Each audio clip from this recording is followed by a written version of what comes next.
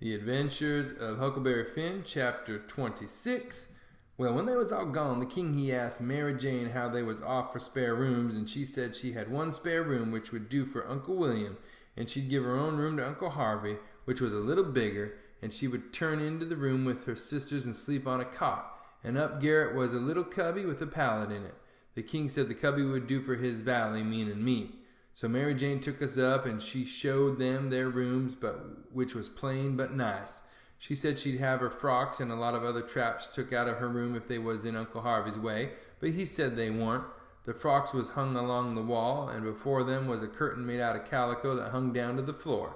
There was an old hair trunk in one corner and a guitar box in another, and all sorts of little knickknacks and gimcracks around, like girls brisking up a room with. The king said it was all the more homely and more pleasanter for these fixins, and so don't disturb them. The duke's room was pretty small, but plenty good enough, and so was my cubby. That night they had a big supper, and all them men and women was there, and I stood behind the king and the duke's chair and waited on them, and the niggers waited on the rest. Mary Jane, she sat at the head of the table, with Susan alongside of her, and said how bad the biscuits was, and how mean the preserves was, and how ornery and tough the fried chickens was, and all that kind of rot, the way women always do, to force out compliments. And the people all knowed everything was tip-top, and said so. Said, how do you get biscuits to brown so nice? And where, for the land's sakes, did you get these amazing pickles? And all that kind of humbug talky talk, just the way people always does at a supper, you know. And when it was all done, me and the harelip had supper in the kitchen off the leavings, whilst the others was helping the niggers clean up the things. The harelip, she got to pumping me about England, and blessed if I didn't think the ice was getting mighty thin sometimes. She says, did you ever see the king? Who? William the Fourth? I bet I have. He goes to our church. I knowed he was dead years ago, but I never let on. So when I says he goes to our church, she says, what, regular? Yes, regular. His pew's right over opposite ourn on the other side of the pulpit. I thought he lived in London. Well, he does. Where would he live? But I thought you lived in Sheffield. I see I was up a stump. I had to let on to get choked with a chicken bone so as to get time to think how to get down again. Then I says, I mean, he goes to our church regular when he's in Sheffield. That's only in the summertime when he comes there to take the sea baths. Well, how you talk? Sheffield ain't on the sea. Well, who said it was? Why, you did. I didn't, nother. You did. I didn't. You did. I never said nothing of the kind. Well, what did you say then? Said he come to take the sea baths. That's what I said. Well, then how's he going to take the sea baths if it ain't on the sea? Looky here, I says. Did you ever see any Congress water? Yes. Well, did you have to go to Congress to get it? Why, no. Well, neither does William IV have to go to the sea to get a sea bath. How's he get it then? Gets it the way people get here the way people down here gets Congress water in barrels. There in the place at Sheffield they've got furnaces, and he wants his water hot. They can't boil that amount of water away off there at the sea. They haven't got no conveniences for it. Oh, I see now. You might have said that in the first place and saved time. When she said that, I was out of the woods again, and so I was comfortable and glad. Next she says, do you go to church too? Yes, regular. Where do you sit? Why, in our pew. Whose pew? Why, ourn, your Uncle Harvey's. His'n? What does he want a pew with a pew? Wants to set in it. What you reckon he wanted with it? Why, I thought he'd be in the pulpit. Rot him, I forgot he was a preacher. I see he was up a stump again, so I played another chicken bone and got another thing. Then I says, blame it, do you suppose there ain't but one preacher to a church? Why, what do they want with more? What? To preach before a king? I never did see such a girl as you. They don't have no less than 17. 17, my land. Why, I wouldn't set out such a string as that. Not if I never got to glory. It must take 'em a week. Shucks, they don't all of 'em preach the same day, only one of 'em. Well then, what does the rest of 'em do? Oh, nothing much. Loll around, pass the plate, and one thing or another, but mainly they don't do nothing. Well then, what are they for? Why, they're for style. Don't you know nothing? Well, I don't want to know no such foolishness as that. How was servants treated in England? Do they treat 'em better than we treat our niggers? No, a servant ain't nobody there. They treat them worse than dogs. Don't they give 'em holidays the way we do Christmas and New Year's week and 4th of July? Oh, just listen. A body could tell you ain't never been to England by that. Why, Joanna, They never see a holiday from years in to years in. Never go to the circus, nor theater, nor nigger shows, no nowheres. No church? No church. But you always went to church. Well, I was gone up again. I forgot I was the old man's servant. But next minute I whirled in on a kind of an explanation how a valet was different from a common servant and had to go to church whether he wanted to go or not, and sat with the family on account of it being the law. But I didn't do it pretty good, and when I got done I see she weren't satisfied. She says, "Honest Injun now, hain't you been telling me a lot of lies?" "Honest Injun," says I. "None of it at all?" "None of it at all. Not a lie in it," says I. "Lay your hand on this book and say it." I see it weren't nothing but a dictionary, so I laid my hand on it and said it. Then she looked a little bit better satisfied and says, "Well then, I'll believe some of it, but I hope to gracious if I'll believe the rest." "What is it you won't believe, Joe?" says Mary Jane, stepping in with Susan behind her. "It ain't right nor kind for you to talk so to him, and him a stranger and so far from his people. How would you like to be treated so?" "That's always your way, Mame. Always sailing in to help somebody before they're hurt. I ain't done nothing to him.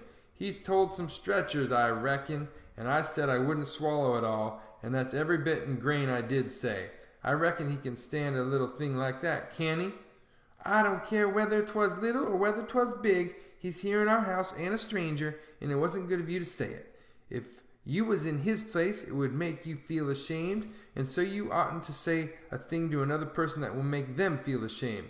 "Why, ma'am, he said—" "It don't make no difference what he said. That ain't the thing. The thing is for you to treat him kind, and not be saying things to make him remember he ain't in his own country, amongst his own folks." I says to myself, this is a girl that I'm letting that old reptile rob her of her money.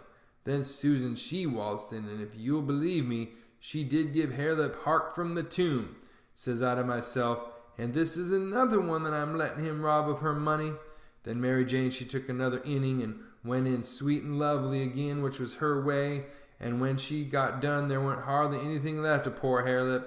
So she hollered, "All right then," says the other girls, "you just ask his pardon." She done it too. She done it beautiful. She done it so beautiful it was good to hear, and I wish I could tell her 1,000 lies so she could do it again.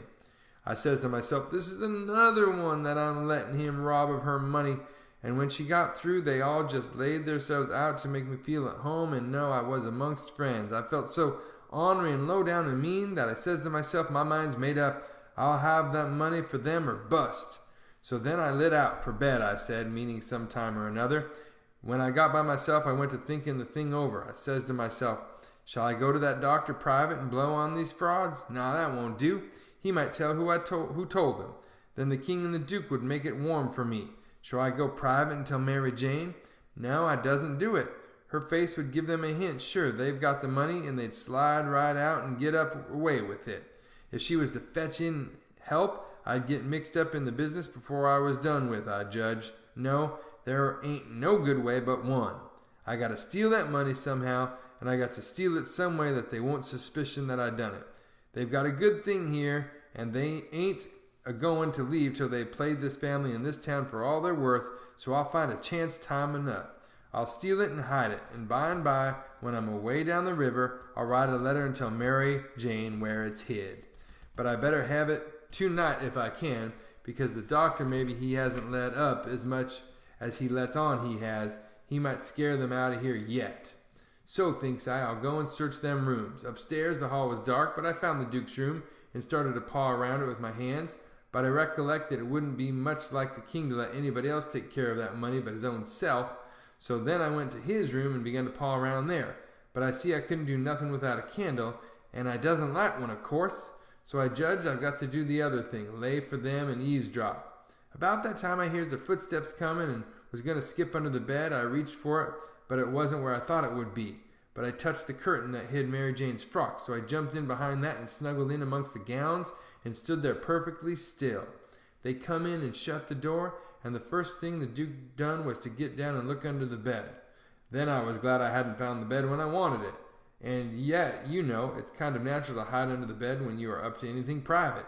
They sets down then, and the king says, well, what is it? And cut it middle and short, 'cause it's better for us to be down there whooping up the morning than up here giving him a chance to talk us over. Well, this is it, Capet. It ain't easy. I ain't comfortable. That doctor lays on my mind. I want to know your plans. I've got a notion, and I think it's a sound one. What is it, Duke? That we better glide out of this before 3 in the morning and clip it down the river with what we've got, especially seeing we got it so easy given back to us, flung at our heads, as you may say, when of course we allowed to have to steal it back. I'm for knocking off and lighting out. That made me feel pretty bad. About an hour or two ago, it would have been a little different, but now it made me feel bad and disappointed. The king rips out and says, What? And not sell out the rest of the property? March off like a passel of fools and leave $8,000 or $9,000 worth of property laying around just suffering to be scooped in, and all good, salable stuff too. The Duke, he grumbled, and the bag of gold. That said the bag of gold was enough, and he didn't want to go no deeper. Didn't want to rob a lot of orphans of everything they had. Why, how you talk, says the king. We shan't rob 'em of nothing at all but just this money. The people that buys the property is the sufferers, because as soon as it's found out that we didn't own it, which won't be long after we've slid, the sale won't be valid, and it'll all go back to the estate. These your orphans will get back their house back again, and that's enough for them. They're young and spry and can easy earn a living. They ain't going to suffer. Why, just think. There's thousand that ain't nigh so well off. Bless you, they ain't got nothing to complain of. Well, the king, he talked him blind, so at last he give in and said all right, but said he believed it was blamed foolishness to stay, and that doctor was hanging over them. But the king says, Cuss the doctor. What do we care for him?